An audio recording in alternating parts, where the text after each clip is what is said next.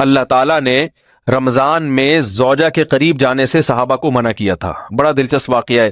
رمضان کی راتوں میں بھی زوجہ کے قریب جانے سے منع کیا تھا. ایک صحابی تھے، وہ رات میں کہیں چلے گئے. اب بڑے پریشان ہوئے، رسول اللہ صلی اللہ علیہ وسلم کے پاس آئے، عرض کیا یا رسول اللہ مجھ سے غلطی ہوئی، رمضان کی رات میں میں نے اپنی زوجہ کے قریب چلا. آپ نے فرمایا کیوں؟ وہ بڑا دلچسپ سا واقعہ ہے، بس بظاہر تھوڑا حیا کے خلاف بھی ہے لیکن اتنا بھی نہیں ہے. وہ کہہ رہے میری زوجہ کہیں پانی بھرنے کے لیے جا رہی تھی، ان کی پنڈلی کھلی تو میری نظر بیوی کی پنڈلی پر پڑی اور میں بس پاگل ہو گیا بیوی کے عشق میں. میں یہ اس لیے بیان کر رہا ہوں کہ جو لوگ نظر کی حفاظت کرتے ہیں وہ بیوی کے عشق میں پاگل ہوتے ہیں. جو دن رات انٹرنیٹ پر پنڈلیاں دیکھتے رہتے ہیں انہیں بیوی کی پنڈلی بھی کیا شکل بھی اچھی نہیں لگتی ان کو. بد نظری کا یہ عذاب ہے، وبال ہے کہ جو اللہ نے گھر میں آپ کے لیے بٹھائی ہے وہ آپ کو اچھی نہیں لگے گی. تو نظر کی حفاظت کیا کرو، اس سے آپ کو اپنی بیوی سے عشق ہوگا، محبت ہوگی. بات آ رہی ہے سمجھ میں؟ تو اب دیکھو کیسا روزے کی حالت ہے. رمضان میں پابندی ہے، اسلام میں حکم تھا جو رمضان میں بیوی سے ہم بستری کرے گا 60 روزے لگاتار رکھنے پڑیں گے. کتنا بڑا جرم، لیکن صحابی سے برداشت نہیں ہوا. صرف زوجہ کے پاؤں پہ نظر پڑی ہے تو وہ کیسے بیوی سے محبت کرتے ہوں گے اور وہ بیوی کے بغیر رہ سکتے ہوں گے. اور آج لوگوں کے فون آتے ہیں ہماری بیگم جس میگے جاتی ہے اتنی خوشی ہے، ایسا اچھا سا فیل ہوتا ہے، ایسا عجیب سا محسوس ہو رہا ہوتا ہے جیسے آزاد ہو گئے. تو میں کہتا ہوں ظاہر ہے اب تمہیں موقع مل گیا کنڈی لگانے کا، ٹھیک ہے نا، اور یہ آنکھ مٹکے کرنے کا، تو خوش تو ہوگے.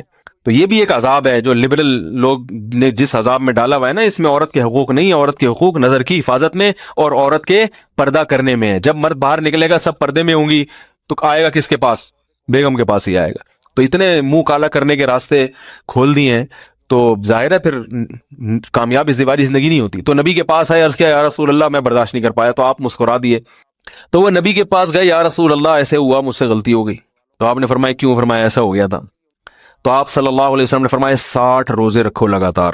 انہوں نے فرمایا ایک کی طاقت نہیں ہے، اس میں یہ ہو گیا 60 کیسے رکھوں گا، نہیں ہے طاقت 60. آپ نے فرمایا ٹھیک ہے پھر 60 غریبوں کو 2 ٹائم کا کھانا کھلاؤ. فرمایا اس کی بھی طاقت بولو بھائی نہیں ہے. اتنے میں ایک صحابی لائے کوئی چیز صدقہ کرنے کے لیے. تو آپ نے فرمایا چلو اصل حکم تو یہی ہے کہ 60 روزے یا پھر 60 غریبوں کو کھانا، وہ نہیں تو چلو فی الحال ان کو تنبیہ کے لیے کچھ ان سے صدقہ کروا لیتا ہوں. فرمایا چلو یہ فلاں خیرات کی ایک چیز لے کر آئے ہیں، تم یہ لے کے غریبوں میں بانٹ دو. انہوں نے فرمایا مجھ سے زیادہ غریب پورے مدینہ میں بھائی کوئی بھی نہیں. آپ صلی اللہ علیہ وسلم مسکرانے لگے، فرمایا جاؤ کھاؤ اور بچوں کو کھلاؤ. اور بھائی غلطی بھی ہوئی اور گھر میں راشن بھی آ گیا. تو اس کے بعد قرآن کی آیت نازل ہوئی کہ احل لکم لیلۃ الصیام الرفث الی نسائکم ہن لباس لکم وانتم لباس لہن علم اللہ انکم کنتم تختانون انفسکم فتاب علیکم وعفى عنکم فالآن باشروہن وابتغوا ما کتب اللہ لکم. فرمایا اللہ کو بتائے کہ تم اس حکم پر عمل نہیں کر سکتے، لہٰذا رمضان کی راتوں میں تمہیں اپنی بیوی کے پاس جانے کی اجازت ہے، لہذا ان کے پاس جایا کرو اور اس اولاد کو تلاش کرو جو اللہ نے تمہارے مقدر میں لکھ دی ہے. قرآن جہاں بھی بیوی سے ریلیشن قائم کرنے کی بات کرتا ہے اولاد کا ذکر لازمی کرتا ہے، یعنی تلاش کرو اس اولاد کو جو اللہ نے تمہارے لیے لکھ دی ہے. ما کتب اللہ لکم، ما کتب اللہ علیکم نہیں ہے. علا کا مطلب تمہارے خلاف، لکم کا مطلب تمہارے فائدے کے لیے. لام عربی میں نفع کے لیے آتا ہے، علا عربی میں ضرر اور نقصان کے لیے آتا ہے. فرمایا یہ نہیں کہ اس اولاد کو تلاش کرو جو بطور پینلٹی کے اللہ نے تمہارے متھے لگا دی ہے، جو اللہ نے تمہارے فائدے کے لیے لکھ دی ہے.